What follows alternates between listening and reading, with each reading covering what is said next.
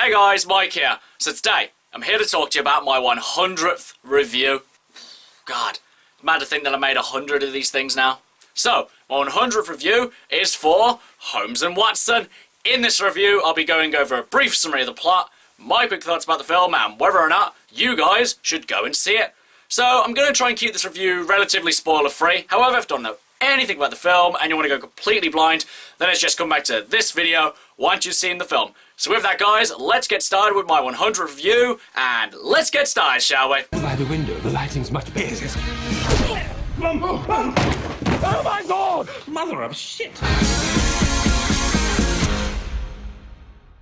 So Holmes and Watson stars Will Ferrell and John C. Reilly as Detective Sherlock Holmes and Detective John Watson. So in Holmes and Watson, Sherlock Holmes is pretty much at the top of his game, and he pretty much feels that there's no case that he can't crack until James Moriarty says that he's going to kill the Queen in 4 days unless he's able to solve his mystery.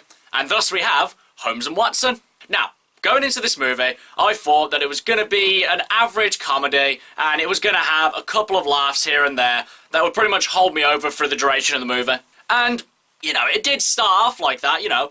Admittedly, I did laugh quite a few times in this movie. It does have a fair few funny moments in it. But unfortunately, the movie goes from kind of stupid to a bit childish to insanely moronic. I mean, that's not to say I didn't laugh at a lot of these moronic scenes, but they did get quite plentiful, and to the point where they weren't really all that funny either.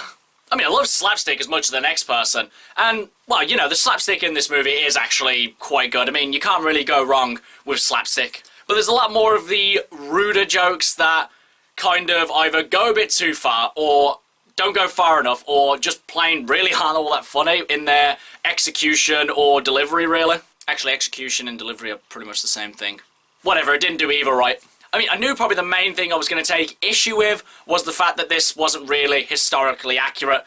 I mean, going into this movie, you know it's just not going to be that at all. I mean, in the trailer, they show John C. Reilly's character trying to take a selfie with the Queen in 1882. I mean, there are quite a few of these modern-day jokes in this movie, but, you know, they're just enough to let it slide. I mean, there's enough kind of jokes that are funny now that, you know, wouldn't have any relevance back then. But, you know, you still laugh at quite a few of them.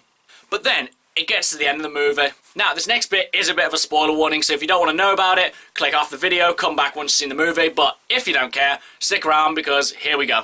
Just when I thought this movie couldn't be really any more insulting and, like, really test your patience, the finale of the movie is set on the friggin' Titanic. I mean, the Titanic, so impressive, you're able to set sail off in it 30 years before its maiden voyage in 1912. I mean, I was looking around at the Titanic thinking, is it still being constructed?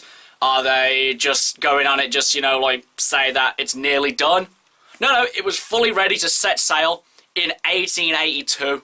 I mean, towards the end, I was hoping that this movie was pretty much just a story that either Will Ferrell or John C. Reilly's characters were telling to their kids, and because they pretty much know nothing about history, they were getting it completely wrong, and that's why it was funny. But no, you know, nope, nothing like that. You know, it's just supposed to make you accept that the Titanic was nearly done, or if not done, back in the 1800s. Yeah, sure, nice one. But other than that, I'd say one of the most insufferable parts about this movie was all the Trump jokes. I mean, I swear to God, you could have a drinking game with the amount of Trump jokes that are in this movie. I mean, if they only really did, like, one Trump joke and it was kind of subtle, then it'd be funny, you know, you could probably get away with it. It could probably seem like that you're kind of foreshadowing what's to come.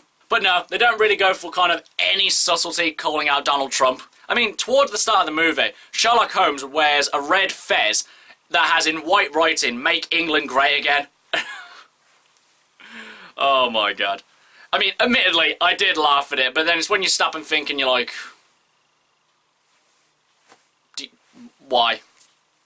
Is it really 100% necessary? Is this really the movie that you want to be taking jabs at Donald Trump at? I mean, one of the only real positives I can really give about this movie was that Will Ferrell and John C. Reilly really looked like they had fun making this movie. Or if they didn't, they really convinced you that they did. I mean, I gotta give it to these two. It doesn't really matter what they're in, it always looks like they give 110%. And you know, that's something I can really admire.